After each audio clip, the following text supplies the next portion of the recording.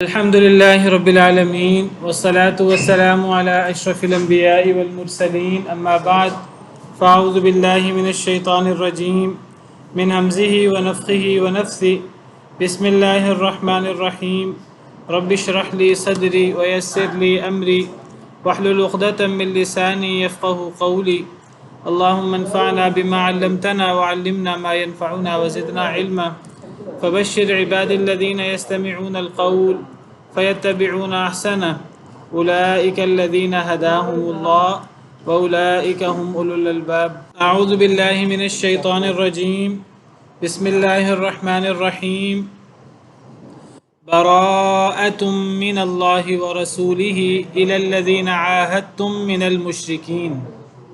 تو یہ سورہ توبہ کی ابتدا ہے جس کو سورہ براءت بھی کہتے ہیں. سورہ براءہ کل تفصیل سے بات ہوئی ہے اس پر کہ سورہ توبہ اسے اس لیے کہتے ہیں کیونکہ اس میں جو صحیح عقیدے کے مسلمان جو منافق نہیں تھے، جو سچے مسلمان تھے لیکن وہ شریک نہیں ہو سکے بعض سستی کی وجہ سے جنگ تبوک میں، تو پھر ان کی توبہ کا ذکر ہے اس صورت میں، اس لیے اس کو سورہ توبہ کہتے ہیں. اور اس کو سورہ براءہ بھی کہتے ہیں کیونکہ اس صورت کی ابتدا براءہ کیا توبہ، سورہ توبہ اس کو اس لیے کہتے ہیں، اس میں توبہ کا ذکر ہے نا، ان 3 لوگوں کو اللہ نے معاف کر دیا تھا. تو براءت کا مطلب بیزاری، تو اللہ کی طرف سے بیزاری کا اعلان ہے، وہ ابھی پڑھتے ہیں انشاءاللہ. تو براءت کا مطلب بیزاری، جی. تو اس صورت کی ابتدا براءتن سے ہو رہی ہے، اللہ اور اللہ کے رسول کی طرف سے بیزاری ہے مشرکین سے، تو یہ براءہ بیزاری کا معنی ہے، تو اس لیے اس کو سورہ براءہ بھی کہتے ہیں. اور کل میں نے یہ بھی تفصیل سے ذکر کیا تھا کہ اس صورت کے شروع میں بسم اللہ نہیں لکھی گئی. تو جب پچھلی صورت کے ساتھ اس صورت کو ملا کر پڑھ رہے ہوں تو اس صورت سے پہلے بسم اللہ نہیں پڑھتے. اگر مثال کے طور پر کوئی شخص پچھلی صورت کی آخری آیت پڑھ رہا ہے والذین آمنوا من بعد وہاجروا وجاہدوا معکم فاولئک منکم واولو الارحام بعضهم اولی ببعض فی کتاب اللہ ان اللہ بکل شیء علیم براءۃ من اللہ ورسولہ الی الذین عاہدتم من المشرکین. تو اس طرح کر کے سورہ انفال کی آخری آیت اور سورہ توبہ کی یا سورہ براءہ کی پہلی آیت کو اس طرح پڑھیں گے کہ درمیان میں بسم اللہ نہیں پڑھیں گے. اور بسم اللہ اس لیے نہیں پڑھیں گے کیونکہ نبی کریم صلی اللہ علیہ وسلم نے نہیں پڑھی، آپ سے ثابت نہیں ہے، اور اسی وجہ سے صحابہ کرام نے حضرت ابوبکر صدیق اور پھر حضرت عثمان غنی نے پھر سورہ توبہ سے پہلے بسم اللہ نہیں لکھوائی. باقی میں نے ابھی شروع کیا جب میں نے اعوذ باللہ من الشیطان الرجیم بسم اللہ الرحمن الرحیم براءۃ پڑھا ہے، تو جب یہاں سے تلاوت کی ابتدا کریں تو کیا پھر بسم اللہ پڑھ سکتے ہیں؟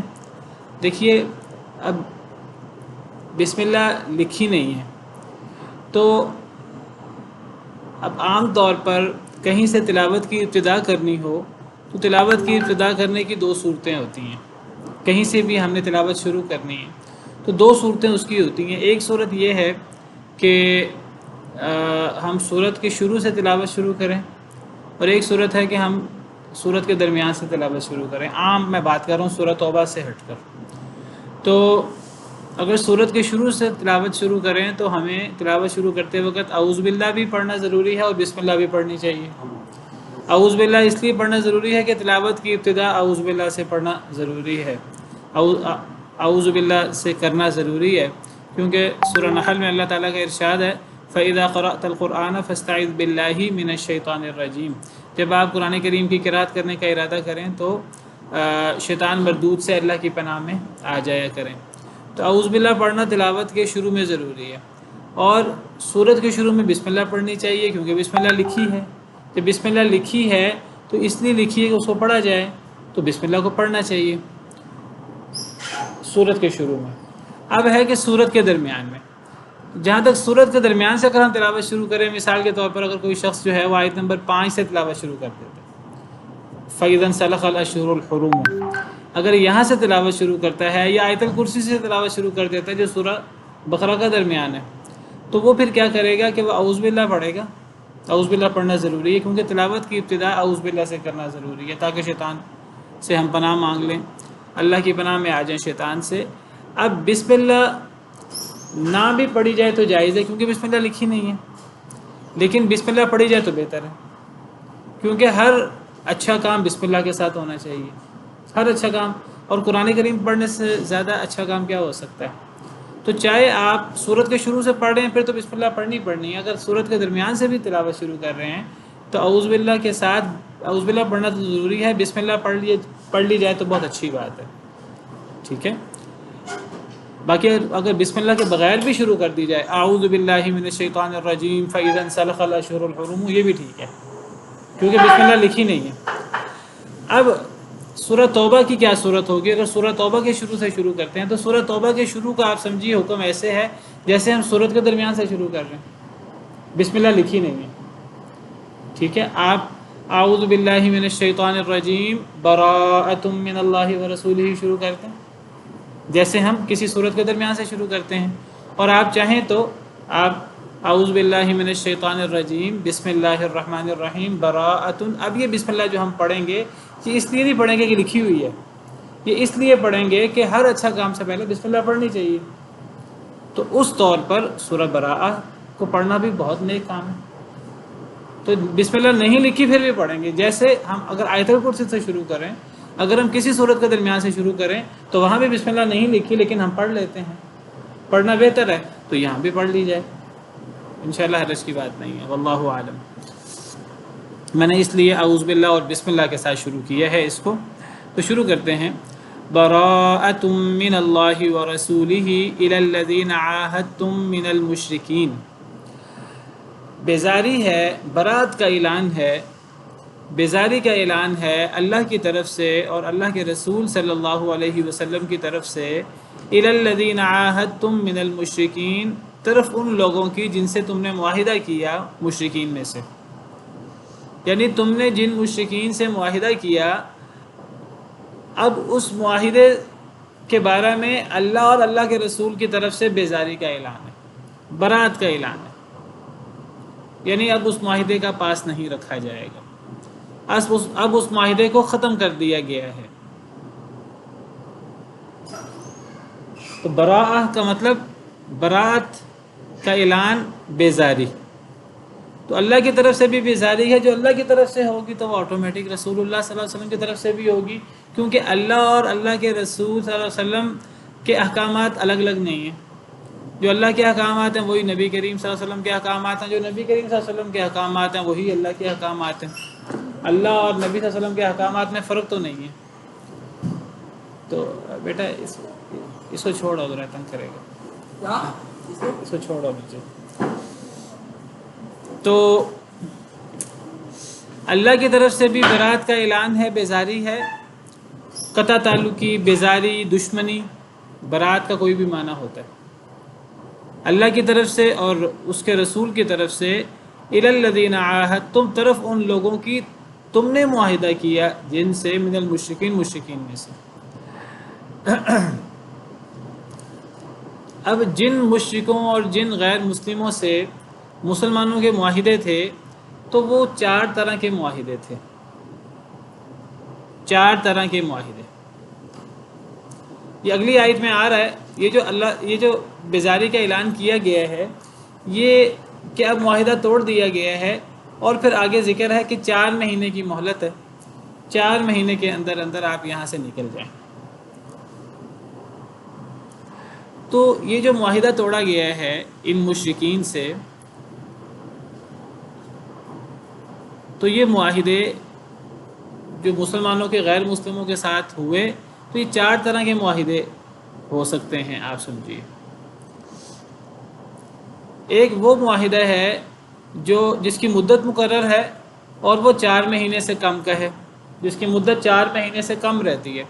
مثال کے طور پر ایک ایسا معاہدہ ہے جو مسلمانوں کا غیر مسلموں کا ہے جس کی مدت 1 مہینہ رہ گئی ہے، یا 2 مہینے رہ گئی ہے، یا 3 مہینے رہ گئی ہے۔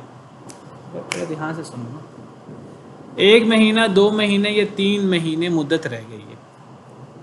تو اب یہ جو معاہدہ توڑنے کا اعلان ہے یہ ان لوگوں کے لیے نہیں ہے۔ ان لوگوں کے لیے کیوں نہیں ہے؟ کیونکہ یہ معاہدہ تو 4 مہینے کے بعد یہ معاہدہ ٹوٹے گا۔ 4 مہینے تک وہ رہ سکتے ہیں مکہ مکرمہ میں، 4 مہینے تک انہیں اجازت ہے۔ جیسے آگے آ رہا ہے فسیحوا فی الارض 4 اشہر، زمین میں چلو پھرو 4 مہینے۔ 4 مہینے تمہیں مہلت ہے، تو جب 4 مہینے کی مہلت ہے، 4 مہینے کے بعد معاہدہ ٹوٹے گا، تو اس کا مطلب ہے کہ جن کا معاہدہ محدد ہے اور وہ 4 مہینے سے کم کا ہے، وہ اس اعلان میں آتے ہی نہیں ہے۔ بیزاری کا اعلان تو ان کے لیے بھی ہے۔ دیکھیے، ایک ہے کہ بیزاری کا اعلان اللہ اور اللہ کے رسول کی طرف سے مشرکین کے لیے، یہ تو ہر مشرک سے اور ہر کافر سے اللہ اور اللہ کے رسول کی بیزاری کا اعلان ہے، ٹھیک ہے۔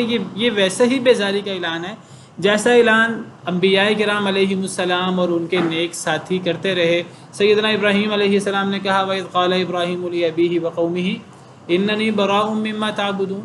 حضرت ابراہیم علیہ السلام نے اپنے باپ اور اپنی قوم سے کہا کہ میں بیزار ہوں، میں بری ہوں، میں برات کا اعلان کرتا ہوں اس سے جس کی تم عبادت کرتے ہو۔ إِلَّا الَّذِي فَطَرَنِي، تمہارے تمام معبودوں سے میں برات کا اعلان کرتا ہوں سوائے اس ذات کے جس نے مجھے پیدا کیا۔ تمہارے معبودوں میں اللہ بھی شامل ہے اور غیر اللہ بھی شامل ہے۔ میں تمہارے تمام معبودوں سے برات کا اظہار کرتا ہوں سوائے اللہ کے۔ اور دوسری آیت میں ہے قَدْ كَانَتْ لَكُمْ أُسْوَةٌ حَسَنَةٌ فِي إِبْرَاهِيمَ وَالَّذِينَ مَعَهُ، کہ اے مسلمانوں تمہارے لیے حضرت ابراہیم اور ان کے جو ساتھی تھے ایمان والے، ان میں اسوہ حسنہ ہے۔ اذ قالوا لقومهم انا براء منكم ومما تعبدون من دون اللہ، جب حضرت ابراہیم اور ان کے ساتھیوں نے اپنی قوم سے کہا، کافر لوگوں سے کہا، انا براء منكم ومما تعبدون من دون اللہ، ہم تم سے بھی برات کا اعلان کرتے ہیں، بیزاری کا اعلان، دشمنی کا اعلان کرتے ہیں، اور جن کی تم اللہ کے علاوہ عبادت کرتے ہیں ہم ان سے بھی برات کا اعلان کرتے ہیں۔ یہاں برات سے مراد صرف عام برات نہیں ہے، بیزاری، برات، دشمنی، عداوت۔ کوئی بندہ کہ نہیں یہاں تو برات سے عداوت مراد نہیں ہے، نہیں، آپ آیت پڑھیں آگے، باقاعدہ عداوت اور بغض کا لفظ بھی موجود ہے۔ انا براء منکم ومما تعبدون من دون اللہ کفرنا بکم، ہم تمہارا انکار کرتے ہیں، وبدا بیننا وبینکم العداوۃ والبغضاء ابدا حتی تؤمنوا باللہ وحدہ، اور ہمارے اور تمہارے درمیان عداوت اور دشمن اور بغض ظاہر ہو گیا، واضح ہو چکا ہے اس وقت تک جب تک تم اللہ وحدہ لا شریک پر ایمان نہ لے آؤ۔ تو یہ جو بیزاری کا اعلان ہے، یہ جو سیدنا ابراہیم علیہ السلام ان کے ساتھیوں نے کیا، جو ہر نبی اپنی قوم کے کفار سے کرتے رہے، اور یہی ولا والبراء کا تعلق جس کا ذکر پچھلے 2-3 لیکچرز پہلے ہم نے بھی کیا، تو یہ بیزاری کا اعلان تو اللہ اور اللہ کے رسول کی طرف سے ہر غیر مسلم کے لیے ہے۔ اب یہاں صرف بیزاری کا اعلان نہیں ہے جو عام بیزاری کا اعلان ہے ہر غیر مسلم کے لیے، یہاں بیزاری کے اعلان کے ساتھ وعدہ توڑنے کی بات ہے۔ الی الذین عاہدتم من المشرکین، ان لوگوں سے جن سے تم نے معاہدہ کیا مشرکین سے، تو یہاں بیزاری کے اعلان کے ساتھ ساتھ وعدہ توڑنے کی بات بھی ہو رہی ہے۔ تو یہ وعدہ کن لوگوں سے توڑا جا رہا ہے؟ 4 قسم کے معاہدے ہو سکتے ہیں، جن میں سے ایک معاہدہ ان لوگوں کا ہو سکتا ہے کہ جن کا معاہدہ 4 مہینے سے کم کا ہو، تو وہ مخاطب نہیں ہے، ان کا وعدہ نہیں توڑا گیا۔ برات کا اعلان تو ان سے بھی ہے لیکن ان کا وعدہ نہیں توڑا گیا، کیونکہ یہاں 4 مہینے کی مہلت کے بعد وعدہ ٹوٹ رہا ہے، معاہدہ ختم ہو رہا ہے، ان سے 4 مہینے کی مدت کا معاہدہ ہے ہی نہیں۔ اچھا، دوسرا وہ کچھ لوگ وہ ہو سکتے ہیں کہ جن سے مسلمانوں کا معاہدہ ہے اور وہ 4 مہینے سے زیادہ مدت کا، ایک وہ ہو گئے جن سے معاہدہ ہے اور 4 مہینے سے کم کا، وہ مخاطب نہیں ہے یہاں۔ ایک وہ لوگ ہیں جن سے معاہدہ ہے اور 4 مہینے محدد ہے اور 4 مہینے سے زیادہ مدت کا ہے، تو ان لوگوں کا معاہدہ توڑ دیا گیا۔ لیکن ان میں بھی 2 طرح کے لوگ ہیں، ان میں بھی 2 طرح کے لوگ ہیں۔ ایک لوگ وہ ہیں کہ جو معاہدے کی پاسداری کرتے ہیں کافر، لیکن کافر ہونے کے باوجود ان میں یہ اخلاقی قدر موجود ہے کہ انہوں نے جب بھی آپ سے معاہدہ کیا ہے تو انہوں نے معاہدے کی پاسداری کی ہے، وہ انسان کو پتہ لگ جاتا ہے دوسرے کے مزاج کے۔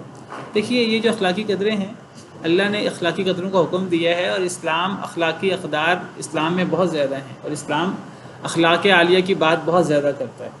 آپ کو پتہ ہے اسلام کے اندر عقائد، عبادات، معاملات اور اخلاق کی بہت زیادہ اہمیت ہے۔ قرآن کریم میں زیادہ زور عقائد اور اخلاق پر اور ان چیزوں پر ہے، اور قیامت کے دن اخلاق اور حسن خلق لوگوں کے ساتھ اس کی بڑی اہمیت ہے، اور قیامت کے دن پلڑے میں میزان میں حسن خلق بڑا بھاری ہوگا نیک اعمال میں۔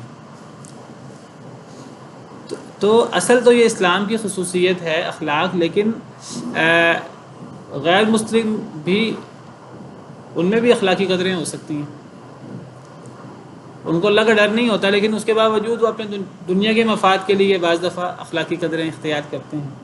اللہ نے قرآن میں ذکر کیا یہود کے بارے میں جو ہمارے بدترین دشمن ہیں، اللہ نے ان کے بارے میں فرمایا کہ یہود میں ایسے بدبخت بھی ہیں کہ تم ان سے معاہدہ کرو تو 1 دینار بھی دو، وہ تمہارا 1 دینار بھی واپس نہیں کریں گے۔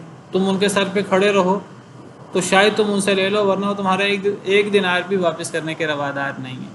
اور یہود میں ہیں تو وہ یہود ہمارے دشمن ہیں، لیکن ان میں ایسے لوگ بھی ہیں اگر آپ ان کو خزانہ بھی دو تو وہ خزانہ بھی واپس کر دیں گے۔ امانت بھی موجود ہے بعض لوگوں کے اندر۔ اسی طرح مشرکین کے اندر ایسے لوگ بھی تھے کہ جو معاہدہ کرتے تھے، معاہدے کی پاسداری کرتے تھے۔ اکثر یہود سے اور آپ نے غیر مسلموں سے معاہدے کیے، اکثر لوگوں نے معاہدے توڑے۔ ہم نے پیچھے پڑھا الذین ان شر الدواب عند اللہ الذین کفروا فهم لا یؤمنون، پیچھے سورہ انفال میں ہم نے پڑھا بدترین چھپائے وہ ہیں کہ جو کافر ہیں اور وہ ایمان نہیں لاتے، اور ان کی ایک بڑی صفت کیا ہے الذین عاہدت منهم ثم ينقضون عہدهم فی کل مرہ، ایسے کافر لوگ آپ ان سے جب بھی معاہدہ کریں وہ ہر دفعہ ہی معاہدہ توڑ دیتے ہیں، وہم لا یتقون، اور وہ ڈرتے بھی نہیں ہیں، پیچھے ہم نے پڑھا سورہ انفال میں۔ لیکن ایسے بھی غیر مسلم تھے کہ جو معاہدے کی پاسداری کرتے تھے، تو جو معاہدے کی پاسداری کرتے تھے وہ اگلی آیات میں آئے گا، ان کے معاہدے کو پورا کرنے کا حکم ہے۔ جو معاہدے کی پاسداری نہیں کرتے، ان کا ریکارڈ پہلے صحیح نہیں ہے، ایسے لوگوں کو معاہدہ اگر آپ نے ان سے معاہدہ کیا ہے اور وہ 4 مہینے سے زیادہ کا ہے تو ان کا معاہدہ 4 مہینے تک محدود کر دیا گیا ہے۔ اب 4 مہینے سے زیادہ کے معاہدے کے ہم ذمہ دار نہیں ہیں مسلمان۔ یہ اللہ نے اعلان کر دیا اپنی طرف سے اور اپنے رسول کی طرف سے صلی اللہ علیہ وسلم کی طرف سے۔ تو یہ دوسری قسم ہو گئی، ان لوگوں کے لیے 4 مہینے کی مہلت ہے، جیسے اگلی آیت میں آ رہا ہے۔ تیسرا گروہ وہ ہے کہ آج سمجھے چوتھا گروہ وہ ہے کہ جن کا معاہدہ غیر محدود مدت کا ہے۔ جن کا معاہدہ غیر محدود مدت کا ہے تو وہ معاہدہ بھی 4 مہینوں تک محدود ہو گیا ہے، 4 مہینے کے بعد ان کا معاہدہ بھی ختم ہو جائے گا۔ تو بہرحال معاہدہ توڑ دیا گیا غیر مسلموں سے، مشرکین سے، وہ معاہدہ جو 4 مہینے سے زیادہ کا ہے، تو 4 مہینے سے زیادہ کا معاہدہ توڑ دیا گیا۔ اچھا جی، یہاں جو معاہدہ توڑنے کا اعلان ہے، تو کیا معاہدہ توڑا جا سکتا ہے؟ کیا معاہدہ توڑنا جائز ہے؟ کیا معاہدہ توڑا جا سکتا ہے یا نہیں توڑا جا سکتا؟ اور یہاں کوئی مخصوص حالات ہیں۔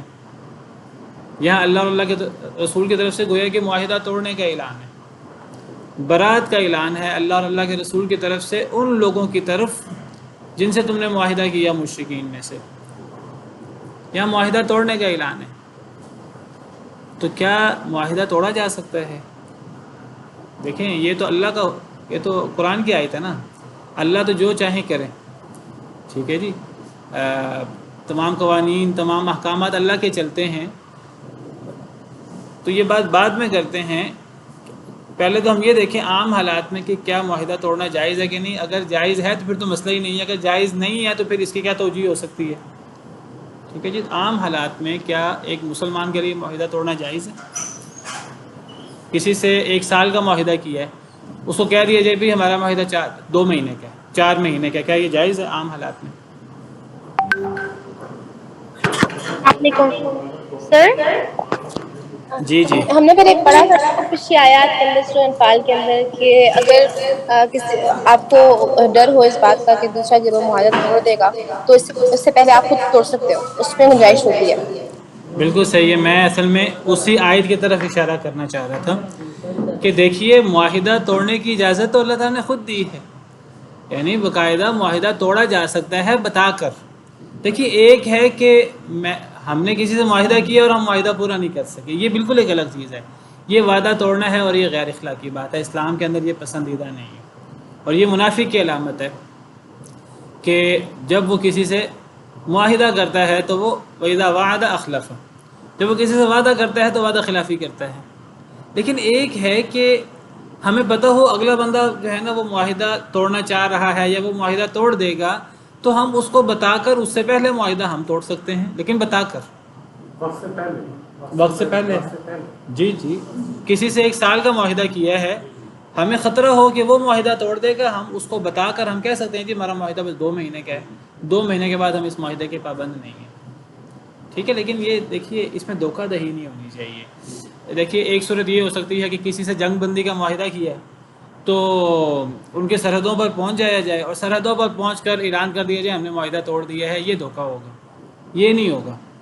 اگر معاہدہ توڑنا ہوگا، کسی سے جنگ بندی کا معاہدہ ہے 10 سال کا یا 5 سال کا، یہ ہو سکتا ہے کہ جب یہ عام طور پہ معاہدہ توڑنے کی وجہ یہ ہوتی ہے کہ جب دیکھا جاتا ہے کہ اگلا بندہ جو ہے نا وہ معاہدے کا پاس نہیں رکھے گا، پھر جب اگلے بندے نے پاس نہیں رکھنا ہم ضرور معاہدے کے پابند ہو، لیکن ہم بتا کر پھر معاہدے کو توڑ سکتے ہیں، اس میں دھوکہ دہی نہیں ہونی چاہیے۔ اپنے علاقے میں بیٹھ کر کہہ سکتے ہیں جی ہمارا معاہدہ جو 5 سال کا تھا بس 1 سال کا ہے، 1 سال کے بعد ہم معاہدے کے پابند نہیں ہیں، نہ آپ پابند ہیں نہ ہم پابند ہیں، جس کو کہتے ہیں نا برابری کی سطح پر ڈنکے کی چوٹ پر اعلان کر دینا، تو اس کی اجازت موجود ہے، اور یہ ہم نے پیچھے پڑھا ہے سورہ انفال میں۔ یہی جو آیات میں نے ابھی آپ کے سامنے پڑھی ہیں کہ بدترین چوپائے اللہ کے نزدیک وہ کافر ہیں کہ جو ایمان نہیں لاتے، اور اللہ نے فرمایا ان کی خاص صفت یہ ہے کہ آپ ان سے جب بھی معاہدہ کریں تو وہ معاہدے کو توڑ دیتے ہیں اور وہ ڈرتے نہیں۔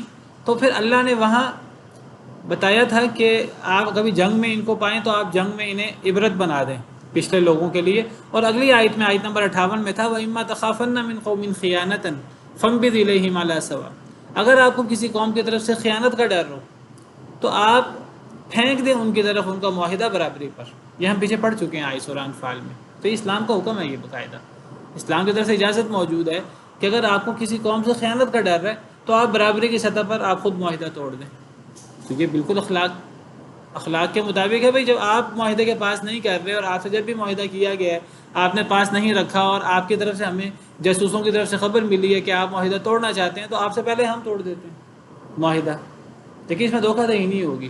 ہاں جی، اس کے مقابلے میں چھوٹ بھی لی جا سکتی ہے، دی جا سکتی ہے۔ کیسے چھوٹ؟ جیسے اگر کسی نے کوئی وعدہ کیا ہے، معاہدہ کیا ہے، کسی نے لین دین کی ہے اور وہ نہیں پوری کر سکتا تو اس سے کیا ہے بتا کہ بھائی چھوٹ دے دو، وقت زیادہ وہ تو پھر اس کا مزید معاہدہ ہو جائے گا نا، 1 سال کا معاہدہ ہے اس کو ایکسٹینڈ کر لیا جائے گا، جیسے باہمی اتفاق سے 1 سال کیا گیا ہے باہمی اتفاق سے اس کو 2 سال کر لیا جائے گا، اس میں تو کوئی اعتراض کی بات نہیں ہے اگر فریقین راضی ہیں۔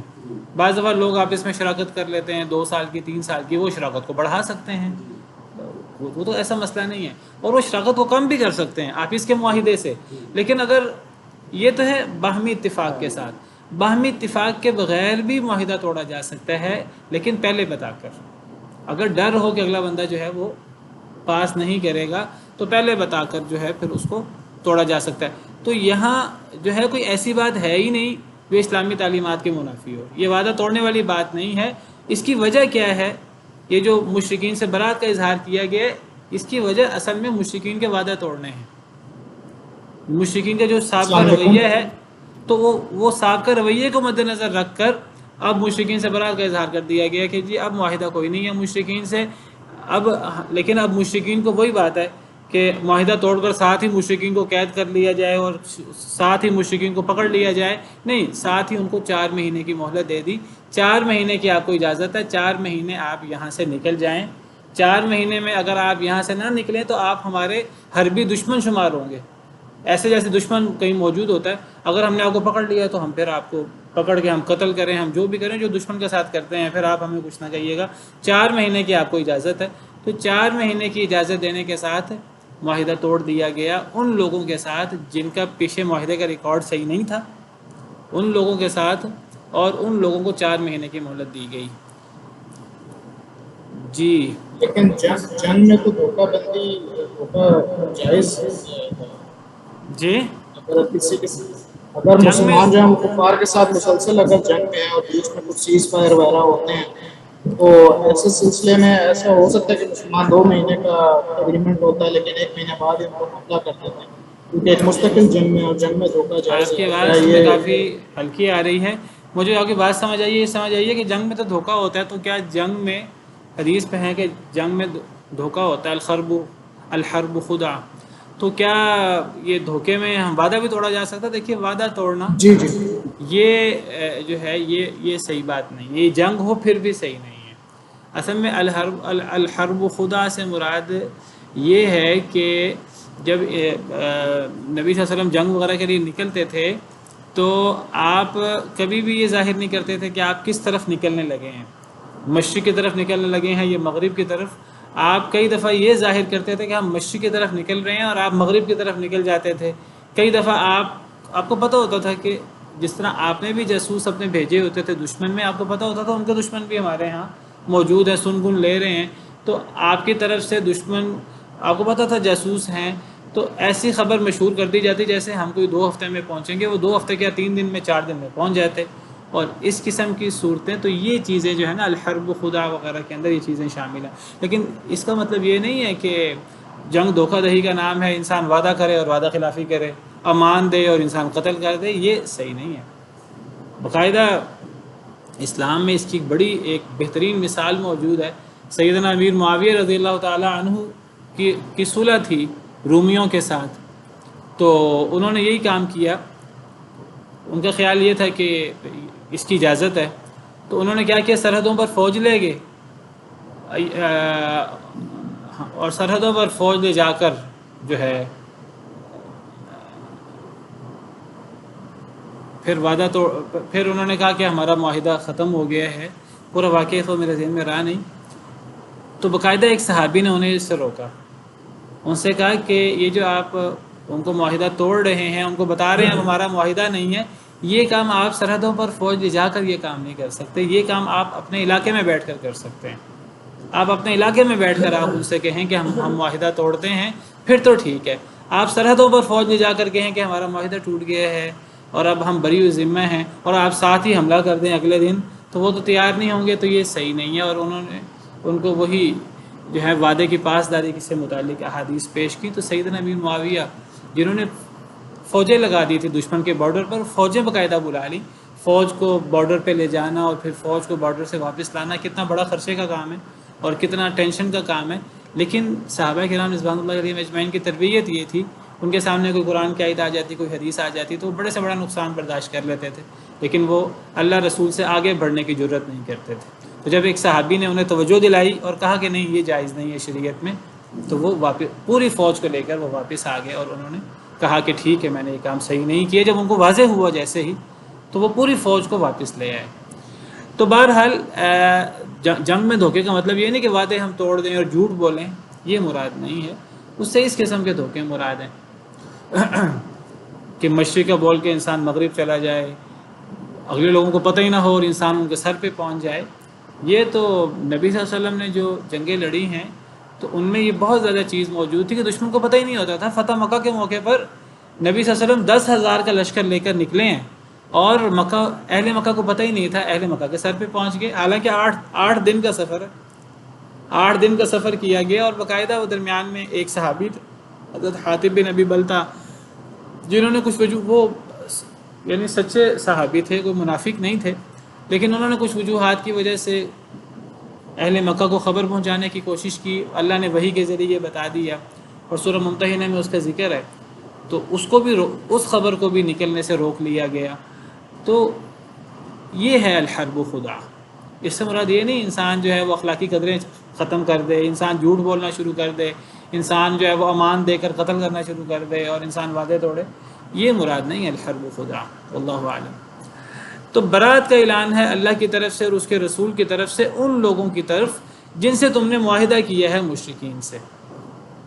فسیحوا فی الارض اربعۃ اشہر، پس سیاحت کرو زمین میں، چلو پھرو زمین میں، سیر کرو زمین میں، اربعۃ اشہر 4 مہینے، وَاعْلَمُوا أَنَّكُمْ غَيْرُ مُعْجِزِ اللَّهِ، اور جان لو کہ بے شک تم نہیں عاجز کر سکتے اللہ کو، وَأَنَّ اللَّهَ مُخْزِي الْكَافِرِينَ، اور بے شک اللہ تعالیٰ رسوا کرنے والے ہیں کافروں کو۔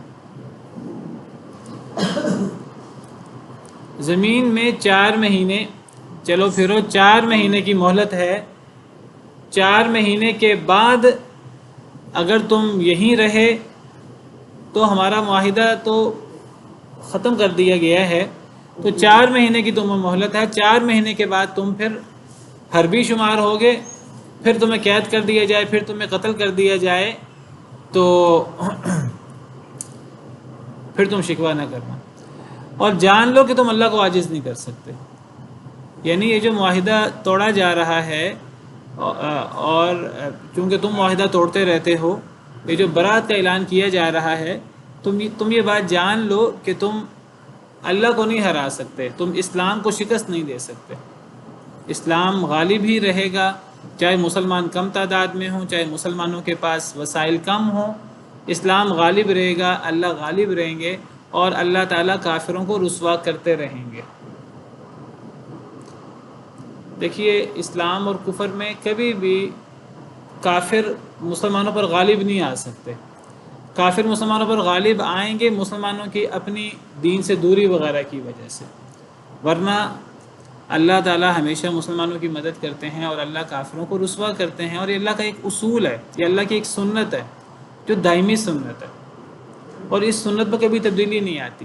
سنت اللہ التی قد خلت من قبل، اللہ کی ایسی سنت جو پچھلے لوگوں میں گزر چکی، ولن تجد لسنت اللہ تبدیلا، آپ اللہ کی سنت میں تبدیلی نہیں پائیں گے۔ تو اللہ کی یہ سنت ہے کہ اللہ کافروں کو عزت نہیں دیتے، اللہ کافروں کو غلبہ نہیں دیتے، اللہ کافروں کو رسوا کرتے ہیں، اور اللہ کی یہ سنت اور اللہ کا یہ طریقہ ہے کہ حق اور باطل میں کیا چیز غالب آتی ہے؟ حق۔ جاء الحق وزهق الباطل ان الباطل کان زہوقا، یہ ایک اصول ہے کہ حق آ گیا، باطل چلا گیا، اور باطل کا کام ہی جانا ہے۔ بلکہ قرآن میں ایک آیت میں تو اللہ یہ فرماتے ہیں کہ قل جاء الحق وما یبدئ الباطل وما یعید، کہہ دیجیے حق آ گیا، باطل نہ پہلے کبھی غالب آیا تھا، نہ آئندہ کبھی غالب آئے گا۔ یہ اللہ کے وعدے ہیں۔ کفار اور مسلمانوں میں اللہ مسلمانوں کو غلبہ دیتے ہیں اور کفار کو اللہ شکست دیتے ہیں اور رسوا کرتے ہیں، اور حق اور باطل میں اللہ حق کو غالب کرتے ہیں اور اللہ تعالیٰ باطل کو شکست دے دیتے ہیں، اور یہ اللہ کی ہمیشہ سے سنت ہے۔ یہ جب سے اللہ نے کائنات بنائی ہے اور اللہ نے انسانوں کو پیدا کیا ہے، تب سے یہ اللہ کی یہ سنت ہے، اور یہ قیامت تک اللہ کی سنت ہے۔ لیکن یہ جو اللہ کی سنت ہے حق کو غالب کرنے کی اور باطل کو رسوا کرنے کی اور باطل کو شکست کی، یہ مشروط ہے کہ اگر مسلمان اللہ اور اللہ کے رسول صلی اللہ علیہ وسلم کے احکامات کے مطابق عمل کریں تو۔ وَأَنْتُمُ الْأَعْلَوْنَ إِن كُنتُم مُؤْمِنِينَ، اللہ فرماتے ہیں تم ہی غالب ہوگے اگر تم مومن ہو تو، اگر ایمان ہے تو تم غالب ہوگے۔ تو اگر مسلمانوں کا نقصان ہوتا ہے تو مسلمانوں کا نقصان وہ مسلمانوں کی اپنی کمزوری کی وجہ سے، اپنی دینی کمزوری کی وجہ سے ہوتا ہے، پھر اللہ کی طرف سے آزمائش ہوتی ہے۔ تو آپ دیکھیے کہ اللہ کے وعدے سچے ہیں، اور اللہ کا یہ وعدہ ہے، اور ہمیشہ سے کم من فئۃ قلیلۃ غلبت فئۃ کثیرۃ باذن اللہ، کتنی چھوٹی جماعتیں بڑی جماعتوں پر اللہ کے حکم سے غالب آئی ہیں، پہلے بھی آتی رہی ہیں، نبیوں کے دور میں بھی اور نبیوں کے بعد بھی، اور دیکھیں آج بھی۔ اب آپ دیکھیں طالبان کو اللہ نے کیسے فتح دی ہے سپر پاور کے خلاف، اور سپر پاور اکیلی نہیں ہے، اس کے ساتھ پوری دنیا جو ہے وہ کافر تو کافر، مسلمان تک ساتھ ملے ہوئے ہیں۔ وَأَذَانٌ مِّنَ اللَّهِ وَرَسُولِهِ إِلَى النَّاسِ يَوْمَ الْحَجِّ الْأَكْبَرِ أَنَّ اللَّهَ بَرِيءٌ مِّنَ الْمُشْرِكِينَ وَرَسُولُهُ، اور اعلان ہے اللہ کی طرف سے اور اس کے رسول کی طرف سے، إِلَى النَّاسِ لوگوں کی طرف، یوم الحج الاکبری بڑے حج کے دن، ان اللہ بریء من المشرکین ورسولہ کہ بے شک اللہ بری ہیں مشرکین سے اور اللہ کا رسول بھی۔ اعلان ہے اللہ کی طرف سے اور اللہ کے رسول کی طرف سے لوگوں کی طرف، لوگوں سے مراد سب لوگ پوری دنیا کی طرف، مسلمان ہوں یا کافر ہوں، تو سب کے لیے یہ اللہ اور اللہ کے رسول کی طرف سے اعلان ہے جو اللہ تعالیٰ کر رہے ہیں قرآن میں۔ اور یہ اعلان ہے حج اکبر کے دن۔ حج اکبر کے دن سے مراد کیا ہے؟ حج اکبر کے دن سے مراد یعنی حج کا دن ہے، یعنی 10 ذی الحجہ۔ 10 ذی الحجہ، چونکہ آپ کو پتہ ہے حج کے اعمال 8 ذی الحجہ سے شروع ہوتے ہیں۔ 8 ذی الحجہ کو حاجی جو ہیں وہ جاتے ہیں مینا میں، اس کو یوم الترویہ کہتے ہیں۔ 9 ذی الحجہ کو عرفات جاتے ہیں جس کو یوم عرفہ کہتے ہیں، اور 10 ذی الحجہ پھر 9 کو پھر عرفات سے واپس مزدلفہ آ جاتے ہیں، اور پھر 10 ذی الحجہ کو وہ رات مزدلفہ میں گزارتے ہیں، اور 10 ذی الحجہ کی صبح جو ہے فجر کے بعد بہت زیادہ دعا کی جاتی ہے مشعر حرام کے پاس 10 تاریخ کو، اور پھر مینا میں جا کر جمرہ عقبہ وہاں کنکریاں مارتے ہیں، رمی کرتے ہیں صرف جمرہ عقبہ میں، اور پھر قربانی کی جاتی ہے، اور پھر مکہ مکرمہ جا کر طواف اور سعی کی جاتی ہے، حلق وغیرہ کروایا جاتا ہے، اور پھر رات ہونے سے پہلے یا رات تک پھر واپس مینا آ جاتے ہیں۔ پھر 11-12 تاریخ، 11-12 یا پھر 11-12-13 یہ مینا میں گزارنی ہوتی ہیں۔ تو حج کے زیادہ اعمال چونکہ 10 تاریخ کو ہیں، اس لیے وہ حج کا دن ہے، وہ قربانی کا دن بھی ہے اور وہ حج کا دن بھی ہے۔ عام مسلمانوں کے لیے وہ عید کا دن بھی ہے اور قربانی کا دن بھی ہے یوم النحر، اور حاجیوں کے لیے وہ حج کا دن ہے۔ تو اس حج کے دن کو حج اکبر کا دن کہتے ہیں۔ اس کو کس لیے حج اکبر کا دن کہتے ہیں؟ 10 ذی الحجہ کو حاجیوں کے لیے وہ 10 ذی الحجہ حج اکبر کا دن ہے کہ عرب لوگ عمرے کو بھی حج کہہ دیتے تھے۔ اصل میں حج کا لفظی مطلب ہے ارادہ کرنا، تو عمرے میں بھی، اور یعنی کس چیز کا ارادہ؟ بیت اللہ کا ارادہ۔ تو عمرہ بھی تو بیت اللہ کے ارادے کے ساتھ ہوتا ہے، تو عمرہ بھی تو اس معنی میں حج ہے۔ تو عمرے کے بالمقابل حج کو حج اکبر کہہ دیتے تھے اور عمرہ کو حج اصغر کہہ دیتے تھے۔ تو یہ مراد ہے حج اکبر کے دن سے 10 ذی الحجہ کا دن جس میں حج کے زیادہ اعمال ہوتے ہیں۔ یہ جو بعض لوگوں کو مغالطہ ہے کہ حج اکبر وہ حج ہوتا ہے یا وہ دن ہوتا ہے جس میں جمعے کا دن اور حج کا دن وہ اکٹھا ایک دن آ جائے، یا عرفات اور جمعہ یا یوم النحر اور جمعہ ایک دن آ جائے تب حج اکبر ہے، یہ مغالطہ ہے لوگوں کا۔ یہ بات صحیح نہیں ہے۔ حج اکبر کے دن سے مراد یعنی حج کا دن ہے، وہ عمرہ کے بالمقابل حج کے دن کو حج اکبر کا دن قرار دیا گیا۔ تو یہ اعلان جو کیا گیا تھا، یہ اعلان حج کے دن کیا گیا تھا، 10 ذی الحجہ کو یہ اعلان کیا گیا تھا مکہ مکرمہ میں۔ نبی کریم صلی اللہ علیہ وسلم نے حضرت ابوبکر صدیق کو بھیجا، پھر پیچھے سے سیدنا علی یہ آیات وغیرہ اتری تو پیچھے سے حضرت علی کو بھیجا کہ یہ اعلان بھی کرنے ہیں۔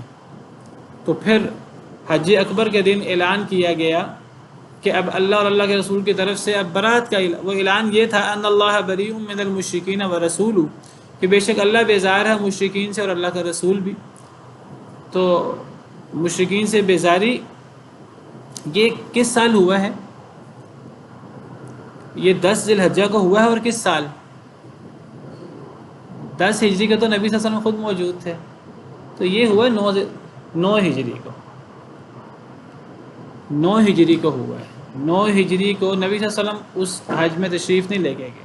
جو حج فرض ہوا ہے وہ 9 ہجری میں فرض ہوا ہے۔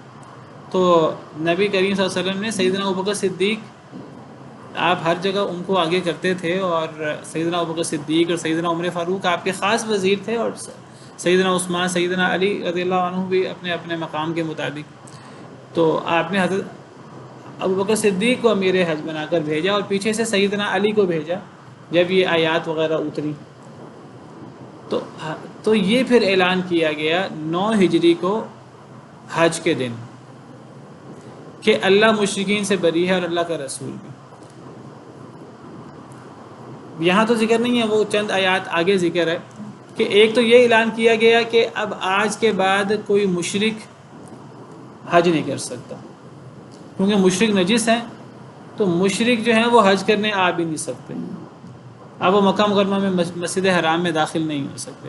اور دوسرا اعلان یہ کیا گیا کہ بس اب آپ لوگ جو ہیں جن کا اب آپ لوگ 4 مہینے کے اندر اندر یہاں سے نکل جائیں۔ اللہ اور اللہ کے رسول کی طرف سے بیزاری کا اعلان ہے، برات کا اعلان ہے۔ فَإِن تُبْتُمْ فَهُوَ خَيْرٌ لَكُمْ، بس اگر تم توبہ کر لو تو یہ بہت بہتر ہے تمہارے لیے، یہ تو بہت بہتر ہے۔ توبہ کر لو سے مراد اگر تم مسلمان ہو جاؤ پھر تو تم رہو مکہ مکرمہ میں اور تم اللہ کو راضی کرو اور مکہ مکرمہ میں رہ کر حج عمرے بھی کرو، فائدے بھی اٹھاؤ۔ وَإِن تَوَلَّيْتُمْ، اور اگر تم پھر جاؤ، اگر تم پہلے کی طرح کفر کا مظاہرہ کرتے رہو اور اسلام نہ لاؤ اور اپنے کفر اور شرک کے روش پہ برقرار رہو اور اللہ اور اللہ کے رسول کے ساتھ مخالفت اور دشمنی میں برقرار رہو، فَاعْلَمُوا، تو جان لو، أَنَّكُمْ غَيْرُ مُعْجِزِ اللَّهِ، کہ بے شک تم اللہ کو عاجز نہیں کر سکتے۔ وَبَشِّرِ الَّذِينَ كَفَرُوا بِعَذَابٍ أَلِيمٍ، اور بشارت دے دیجئے اے اللہ کے نبی صلی اللہ علیہ وسلم ان لوگوں کو جنہوں نے کفر کیا، بعذاب علیم، دردناک عذاب۔ بتایا ہے کہ یہ جو 4 مہینے کی مہلت دی ہے، یہ 4 مہینے کی مہلت اللہ نے اس لیے نہیں دی کہ مسلمانوں کے پاس انتظام نہیں ہے، مسلمان ان 4 مہینے میں کافروں کو نکال نہیں سکتے۔ یہ 4 مہینے کی مہلت کافروں کی آسانی کے لیے اور کافروں کو آپ سمجھیے کہ جان بچانے کے لیے مہلت دی ہے، وہ یہ نہیں ہے کہ وہ اللہ کو عاجز کر سکتے ہیں کافر۔ 4 مہینے کی مہلت دینے کا مطلب یہ نہیں کہ مسلمان ابھی تیار نہیں ہے، مسلمانوں کو تیاری کرنے میں اور کافروں کے مقابلے کے لیے تیار ہونے میں 4 مہینے کا عرصہ لگے گا۔ یہ 4 مہینے کی مہلت تیاری کے لیے اور ان چیزوں کے لیے نہیں ہے، یہ صرف تمہاری آسانی کے لیے، کیونکہ اسلام میں زبردستی تو ہے نہیں، زبردستی مسلمان کرنا مقصود نہیں ہے۔ جس نے اسلام قبول کرنا ہے وہ کر لے، اور جس نے اسلام قبول نہیں کرنا لیکن پھر مکہ مکرمہ سے اب نکلنا پڑے گا، اب معاہدے ختم ہو جائیں گے۔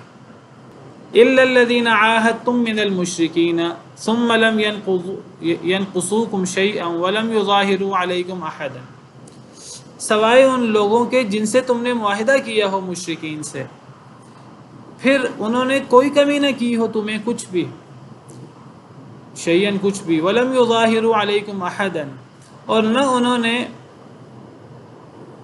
مدد کی ہو تمہارے خلاف، احدن کسی ایک کی، فَأَتِمُّوا إِلَيْهِمْ عَهْدَهُمْ إِلَى مُدَّتِهِمْ، تو پورا کرو ان کی طرف ان کے عہد کو ان کی مدت کی طرف۔ اس آیت کریمہ سے واضح ہو گیا کہ وعدہ توڑنے کی یا اعلان کہ اب برات کا اعلان ہے، اس کی وجہ کیا ہے؟ اس کی وجہ اصل میں مسلمانوں کی طرف سے وعدہ نہیں توڑا جا رہا، مسلمانوں کی طرف سے معاہدہ نہیں توڑا جا رہا۔ یہ معاہدہ کن لوگوں سے توڑا جا رہا ہے؟ یہ آیت کریمہ بتا رہی ہے کہ یہ معاہدہ ان لوگوں سے توڑا جا رہا ہے جن سے پہلے معاہدے ہوئے اور وہ معاہدے میں ڈنڈی مارتے رہے۔ اس آیت کریمہ میں اللہ نے ان لوگوں کو مستثنا کر دیا ہے کہ یہ جو 4 مہینے کا اعلان کیا گیا، 4 مہینے کی مہلت دے دی گئی، اب جن سے 4 مہینے سے کم کا معاہدہ ہے وہ تو ویسے ہی 4 مہینے سے پہلے ختم ہو جائے گا، جن سے 4 مہینے کے سے زیادہ کا معاہدہ ہے یا غیر محدود معاہدہ ہے وہ ٹوٹ گیا ہے 4 مہینے تک۔ کہ ان لوگوں کے لیے ٹوٹا ہے کہ جو لوگ وعدے کا پاس نہیں رکھتے، جن کا پہلا ریکارڈ اچھا نہیں ہے معاہدے کا، ان لوگوں کے لیے ہے کہ اب ان کا معاہدہ 4 مہینے تک ہے، 4 مہینے کے بعد اب مسلمان ذمہ دار نہیں ہے۔ لیکن اس 4 مہینے کے عہد سے بھی، اس 4 مہینے کی مہلت سے بھی وہ لوگ مستثنا ہیں، چاہے وہ مشرک ہی ہیں چاہے وہ غیر مسلم ہی ہیں، وہ لوگ مستثنا ہیں کہ جنہوں نے تم سے معاہدہ کیا اور تم سے کبھی انہوں نے کمی نہیں کی معاہدے کے معاملے میں، ثم لم ينقصوكم شيئا، نہیں انہوں نے کمی کی تم سے کچھ بھی، ولم يظاهروا عليكم احدا، اور تمہارے خلاف کسی کی مدد بھی نہیں کی، تمہارے خلاف کسی دشمن کے ساتھ مل کر تم سے لڑے بھی نہیں۔ فَأَتِمُّوا إِلَيْهِمْ عَهْدَهُمْ إِلَى مُدَّتِهِمْ، تو ان کا عہد ان کی مدت تک مکمل کرو۔ اگر ان سے عہد 1 سال کا ہے، 6 مہینے کا ہے، 1.5 سال کا ہے، 2 سال کا ہے، تو ان کا عہد مکمل کر دو۔ تو پتہ لگا کہ یہ مسلمانوں کی طرف سے جو اعلان ہے، یہ اعلان یہ معاہدہ توڑنے کا نہیں ہے، اصل میں ان لوگوں کے بارے میں اعلان ہے جو وعدے توڑتے رہتے ہیں۔ ان سے کہا گیا اب آپ کو 4 مہینے کی مہلت ہے، آپ 4 مہینے کے اندر اندر یہاں سے بوریا بستر اپنا سمیٹ لیں۔ ہاں جو پہلے معاہدے کا پاس رکھتے ہیں تو ان سے پھر آپ نے جو مدت مقرر کی ہے اس مدت تک، وہ 6 مہینے ہے، سال ہے، 1.5 سال ہے، جتنی بھی ہے، آپ ان سے مدت مکمل کریں، اس کے بعد ان کو بھی نکلنا ہوگا۔ ان اللہ یحب المتقین، بے شک اللہ تعالیٰ پسند کرتے ہیں متقین کو۔ اللہ سے ڈرنے والوں کو. کیا مراد ہے یہاں؟ اللہ متقین کو پسند کرتے ہیں.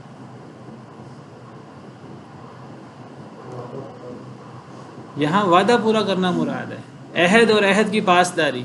یعنی ان آیات میں، جن آیات میں اللہ تعالیٰ ان لوگوں سے جو وعدے کا پاس نہیں کرتے تھے، مشرکین سے، کفار سے، اللہ نے فرمایا اب ان کا عہد، اب ہم بھی ان کے عہد کے پابند نہیں ہیں، لیکن ان کو 4 مہینے کی مہلت دے دی تاکہ وہ اپنا انتظام کر لیں. تو یہ نہ کہیں کہ یہ تو ہم سے زیادتی ہو گئی، ہم تو نکل نہیں سکے، ہم بیوی بچوں کو لے جا نہیں سکے، یہ مسئلہ وہ مسئلہ. 4 مہینے کی مہلت دے دی. تو یعنی وہ آیات جن میں مشرکین پر اللہ کی طرف سے بیزاری کا اعلان ہے، مشرکین سے، اللہ اور اللہ کے رسول کی طرف سے، ان آیات میں بھی اللہ نے معاہدے کی پاسداری کو کتنی اہمیت دی ہے کہ جو مشرکین ہیں، مشرکین اب باقاعدہ اعلان ہو گیا ہے کہ مشرکین مکہ مکرمہ میں نہیں رہ سکتے. 4 مہینے کی مہلت بھی دے دی ہے، لیکن ان 4 مہینوں کی مہلت سے ان مشرکین کو مستثنیٰ کر دیا ہے جو مشرکین وعدے کا پاس رکھتے رہے. تو جو وعدے کا پاس رکھتے رہے، مسلمان بھی، اللہ رسول بھی ان سے وعدے کا پاس رکھیں گے. اور اللہ تعالیٰ متقین کو پسند کرتے ہیں. کیا مطلب؟ وہ مسلمان جو وعدے کا پاس رکھے، ایسے متقین کو اللہ پسند کرتے ہیں. تو پتہ لگا کہ وعدے کی پاسداری اسلام میں کتنی اہمیت رکھتی ہے.